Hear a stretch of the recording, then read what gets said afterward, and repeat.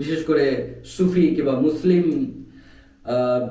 এই জাতিদের জন্য আল্লাহ শব্দটার উপরে আর কোনো শব্দ নেই। এই শব্দটা দিয়েই সবকিছু করা যায়। এই যে কল লতিফাকে জাগ্রত করেছে আল্লাহ শক্তি শব্দ দিয়ে, কফি লতিফাকে থার্ড আইকে জাগ্রত করেছি এই আল্লাহ শব্দ দিয়ে। আজকে আবার এই হচ্ছে রুহুল লতিফার বিষয়ে আপনাদের সাথে আলোচনা করতেছি। কি শব্দ দিয়ে? ওই একই শব্দ দিয়ে হচ্ছে আল্লাহু।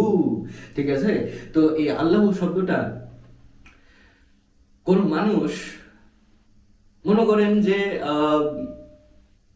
জাগতিক সবকিছু চিন্তা ভাবনার মধ্যে থেকে আল্লাহু আল্লাহু আল্লাহু জিকির করতেছেন, এটাতে কোনো ফাইজ আসতো না।